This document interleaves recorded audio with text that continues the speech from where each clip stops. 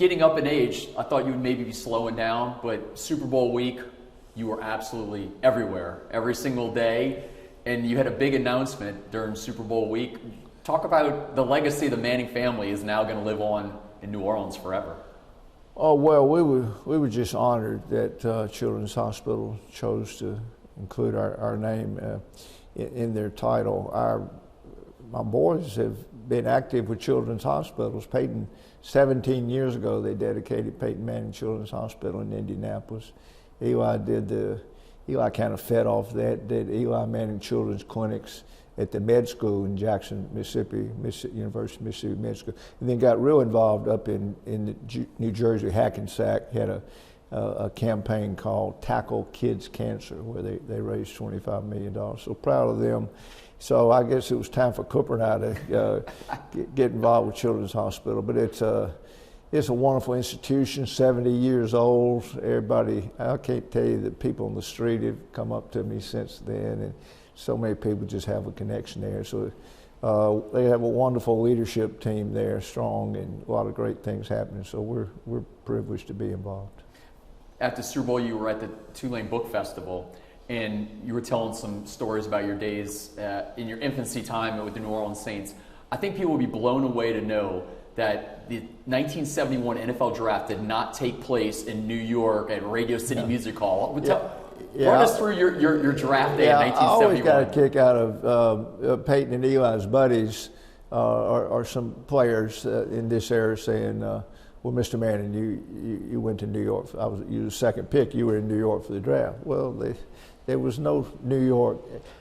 Somebody went to New York for the draft. Usually, I think a lot of teams would send their equipment manager up there just to be on the phone and announce who they were going to draft. But it was. I almost forgot about the draft. It was in January in those days.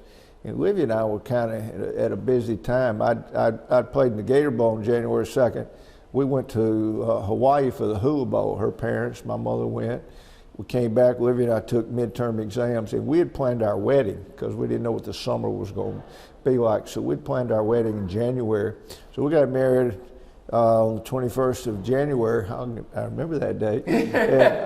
But 1 week later, I remember this date, January 28th, I got drafted by the Saints. And we got back from a little trip, and I just about forgot about it. The Ole Miss called me and said, you need to come over here. Somebody's going to call you in the morning. And sure enough, the Saints called, and I talked to them. I talked to the owner, John Meagum. I talked to general manager Vic Swank. I talked to head coach J.D. Roberts. They took a picture, and I went to my 10 o'clock class. So that was my draft day. So things have changed a little bit. Talking about things changing, there's always a discussion now, if you draft a quarterback, they should start right away or wait a year. What do you remember about September 19th, 1971, New Orleans Saints take on the Los Angeles Rams in the opener? Oh, they threw me out there. They threw me out there. Now, those days, we played 6 preseason games, so it really should be some time to get ready. Now, I was a little late getting to training camp because I hadn't signed, but also I couldn't go anyway. In those days, they had the Chicago All-Star game, and the college All-Stars would play the world champions, Super Bowl champion in Chicago. And they had that game, I remember must have had it up until about 1976, because we always had our good players playing in that game. We kind of needed them in camp. But anyway, I got to camp and played a little bit in some preseason games, got hurt and missed some time, but they threw me out there that opening day against the Rams. And the Rams were kind of the kingpins of our division, some great players. On defense, they had Deacon Jones and Merlin Olsen. Jack Youngblood was a rookie that day. He was my age, but great. I could tell you their whole defensive front because we played them twice a year. Roman Gabriel, one of my heroes, was the quarterback. But it was a good hot day on that turf there in Tulane Stadium, and they kind of wilted, and we beat them on the last play of the game. Good start. I didn't really follow up the rest of my career the way it started, but I will always remember that day. What do you remember about your first touchdown pass ever? Because it was in that game. Do you remember anything vividly, or was it so long ago? So long ago. I remember remember one, I hit Dave. Dave Parks was a veteran receiver and a tight end. He'd been a great wide receiver before he came to the Saints, a tight end. He was a smart guy, and I hit him in the corner of the end zone. I had a great quarterback coach named Ken Shipp, and he prepared me. He didn't give me any shortcuts to try to get ready, because my system in college wasn't a pro system. Man, I sprinted out and bootleg and so forth, not much drop back, so it was all new. And he was so good with me, and he was proud of my effort that day, or proud of my reads, and didn't make too many mistakes. Like I said, it was fun to beat the Rams on opening day. You've scouted a lot of college quarterbacks because for the Manning Passing Academy. Are you amazed that the quarterbacks now are so mobile? And do you say to yourself, "My goodness, that was me back in the day at Ole Miss"? A lot of good mobile quarterbacks, but also a lot of good passers. We saw it with our camp. Like when we started this is our 29th year in the camp. In the early days, there were a lot of college quarterbacks that were just average, and high school quarterbacks weren't very good at all, because no one was throwing the ball in high schools. They weren't in Louisiana high schools around the country. We saw it. I think it really started in Texas. We kind of saw the Texas kids that come into our camp really turn it up, and I think it was some coaches in Texas who really started throwing the ball more. And then that spread throughout the country. Now, the quarterbacks that come to our camp that have played high school for a couple of years, they're polished and good and throw the ball. And the college quarterbacks are so improved because more high schools are throwing the football. And we've been fortunate. All these college quarterbacks we've had, they've come to be counselors at our camp to get to know them, watch them develop, and pull for them. It's really been fun. In Super Bowl champions, I mean, you feel like a proud father watching some of these guys? I mean, Josh Allen won the MVP. He was at your camp. Jalen Hurts was at your camp. He won the Super Bowl. I got to believe one Super Bowl night you were quite proud to see an NPA Well, it's counselor. fun when the pros. I know it was one point last year, the 8 playoff quarterbacks had all been in our camp at the pro in the NFL playoffs, and then also last year in the national championship college game, the 2 quarterbacks had been roommates last year at our camp. The Notre Dame quarterback and the Ohio State quarterback were roommates. We thought that was kind of cool. And it's right around the corner. Are you getting excited? I mean, we're in April. I'm busy. I'm working. I'm at a point. We're in April, and this is the time I invite the quarterbacks. It's kind of hard because basically through our website, so many quarterbacks write and want to come and be a counselor. They've kind of heard about it. I wish I could invite them all. I wish I could. 40 is kind of my number to have. I like to invite some kids back. I go to the pro scouts. I like to invite the top 15 rated quarterbacks in the country. But then, I try to take care of the Louisiana colleges, and I like to have some small college kids. And there's some small college kids that are great, just enough people don't know about them. Pro scouts know about them and tell them about them. And we have them come in. I just invited a kid this morning from Jacksonville State. It's a real good player. There's a kid at Ferris State that's a real good player. The player is a quarterback at West Alabama. So we try to spread it out. Obviously, I'm kind of partial to the Southeastern Conference. We got a number of Big 12 quarterbacks coming, some Big 10. So we'll see how it goes. And you get some repeats from the SEC. I mean, we're going to probably see Garrett Nussmeier and Archie Manning and a few others there. That's kind of gets you excited to see Nuss will be coming. Of course, we always have the LSU quarterback, but Nuss will be coming for his 3rd year. What a great kid. Of course, I'm excited about his dad. I know his dad well and him coming to the Saints, but Nuss is just a great kid. We always have the LSU quarterbacks, but he's coming back. He and Arch going to room together at camp, so it'll be it's just fun to get to know these kids. I think what is fun to watch is how they get to know each other and get along well, and the kind of memories of a lifetime. Yeah. And then you'll have some of your grandsons there. I mean, we talked about this, I think, the week of the Super Bowl. Were you excited to see that Marshall Manning? Well, it was always fun, kind of a family thing to me. You know, I remember, you know, when we started the camp, one of the things Coach Bowden told me when he had the camp, when they had the Bowden camp over in Birmingham, that he loved it because it guaranteed him 4 days with his sons. And that's kind of been the case with me. Peyton and Eli Cooper have never missed 1 minute, 29 years of the camp. So it's fun to be there with them, but we've had, of course, Arch and Hyde through the years as campers. Marshall's been there, Peyton's son. We're not quite ready for Charlie, who's Eli's son, but it won't be long before we have Charlie. So it's kind of a family affair, and we always look forward to it. Do you get excited getting to get in touch with these quarterbacks to invite them and kind of keep track with these guys? You know, it's fun to get to know the quarterback. Most of the quarterbacks, by the time they've been in college a couple of years, you know, they have a responsibility as a college quarterback to become leaders. They're leaders on campus, leaders of their team. Most of them are accountable.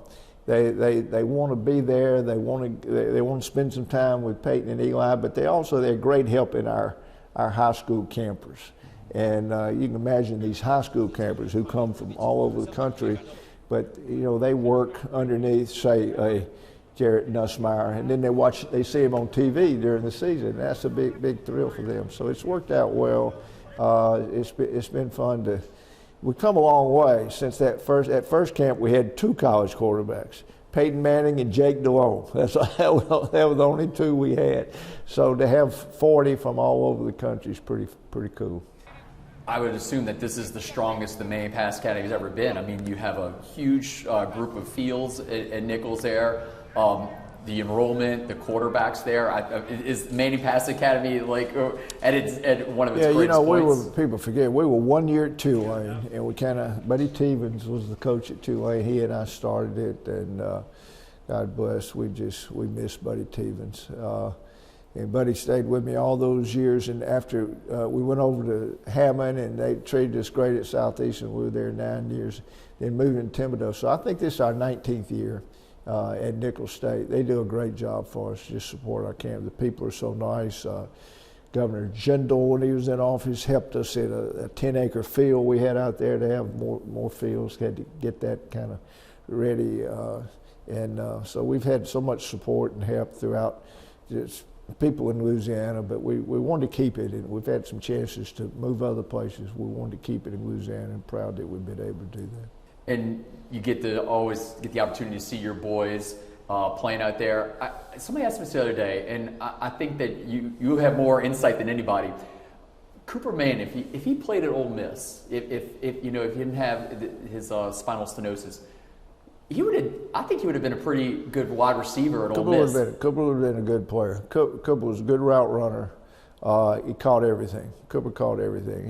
He had as good a hands as as anybody. So it's a shame he kind of got cheated out of his college career. Maybe a little payback now that he's getting to watch Arch. We're excited about Arch playing this year. And but Cooper was a good player. You know, Livy and I still say, and I mean it. The fall of 1991 was probably our best year of football when Cooper and Peyton played together that year at Newman. That was fun. You talk about your sons and football. I got to watch Oliver Luck at the Tulane Book Fest, and he backed you up when you were with the Oilers, and he talked about how he would babysit your kids some days and take them to get snowballs and ice cream. So I got traded over the Oilers, and Ollie had been drafted, so he was a rookie. So he was a rookie. And he was in our quarterback room. And then years later, of course, he brought his son Andrew, the Manning Pass Academy, when he was an 8th grader. Oh, wow. And then Andrew wound up being a fantastic college player. And it would have been a Hall of Fame NFL quarterback, just injury. He quit too early, and great young man. But Ollie tells a story. So, of course, Livy and the family never went to Houston, so I was over there by myself. So sometimes we should send either, Eli was too young, either Peyton or Cooper just put them on a Southwest flight over to Houston. And I mean, they just with me. So I got meetings and everything, and Ollie being a rookie, I'd get him. He said, they say, what do you remember about Peyton or Cooper when they come over? He said, I remember Archie used to make me take them to McDonald's like that. So Ollie's a great guy. Great guy. Last season, you got to go to Austin one game. You got to see Arch one time last year? Are you planning? Are you and Olivia getting together? I know you don't travel as much. I'd like to get over there a little more. Can't go every. Of course, Cooper and Ellen are over there every game. I'm gonna get there a little more. Don't get around too good, so sometimes it's hard to go to a football game. But I'll see a few more games. He plays in Starkville this year. So yeah, we'll see. I'll get to a few more games. It's pretty easy, to just sit behind my TV and he understands that. So we're excited about the season. So road game in Starkville. Are you welcomed in Starkville? Yeah, Starkville. Mississippi State people are nice to me. I'm a Mississippian, and I got a lot of good buddies at Mississippi State. Are you getting excited for August 30th when the Texas Longhorns are going to be playing the Ohio State Buckeyes? Yeah, well, it's sure not an easy start for Arch, if that's his first start, because my gosh, to have to go to Columbus, Ohio. I think it served him well to kind of ease into this thing and be a backup for a couple of years, although he drew some playing time and got some experience. So it's a hard job, but we'll see how it goes. I know you track a lot of these college kids going to the NFL. Jaden Daniels started 2 years at LSU and won the Heisman Trophy, had great success in the NFL. Joe Burrow stayed his second year. How key do you think it is to get that second year starting? Bo Nix started a ton of games, and now he's having great success. Some players only started 1 year in college and kind of failed in the NFL. Every situation is different. I tell you, I'm really impressed. Go back 2 years, Stroud with Houston.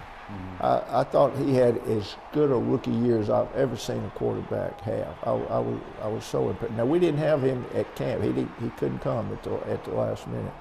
But, God, he had a great year.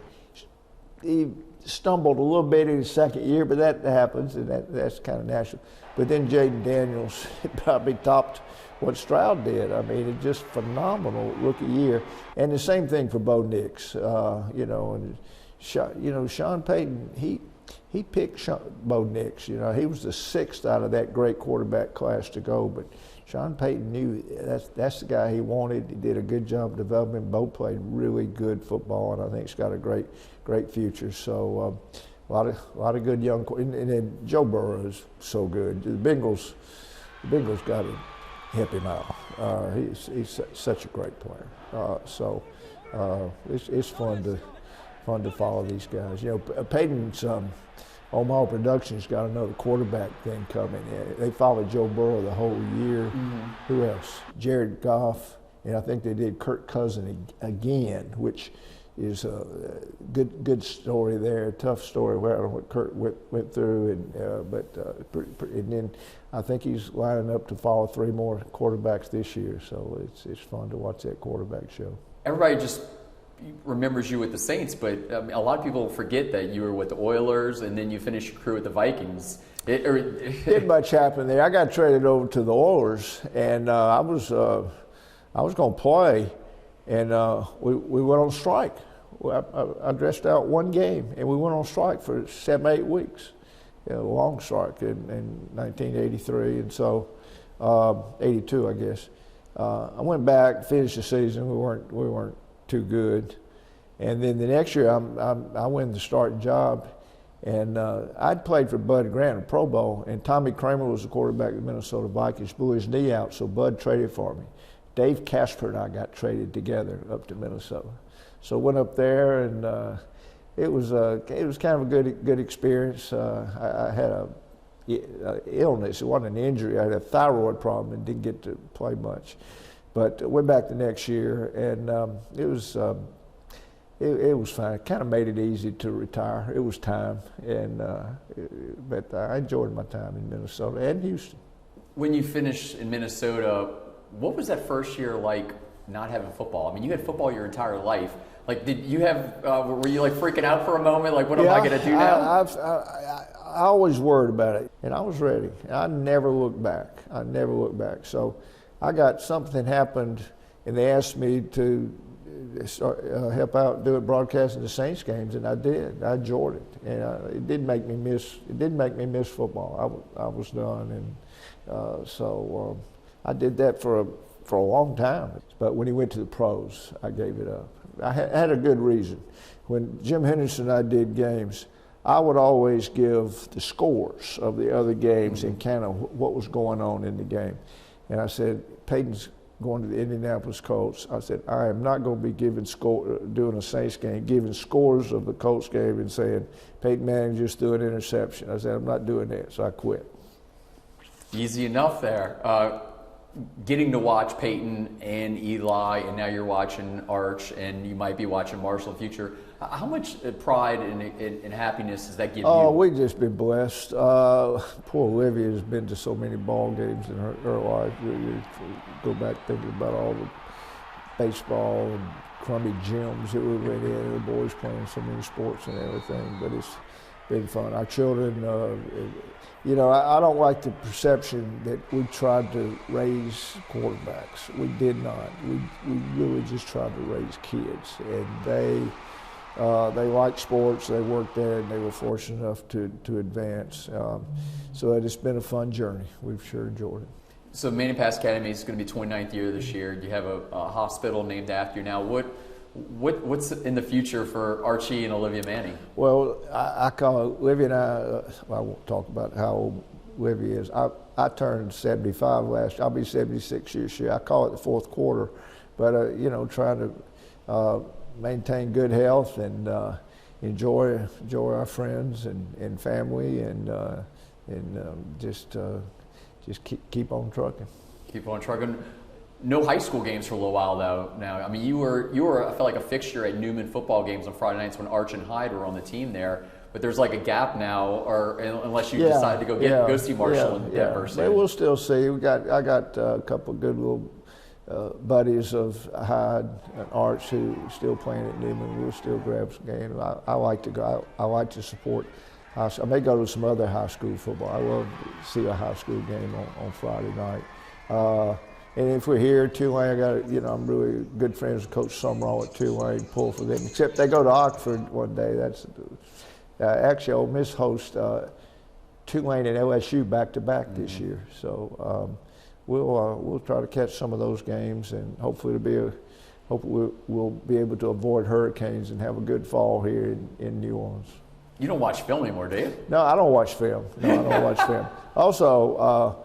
Talking about the Manning Pass Academy. We had Kellen Moore 2 years at the Manning Pass Academy. A great young man. I followed him as a coach, and he's busy right now, but we've communicated, excited about his start with the Saints, and hope they do well. Hope they have a good draft and get off to a good start.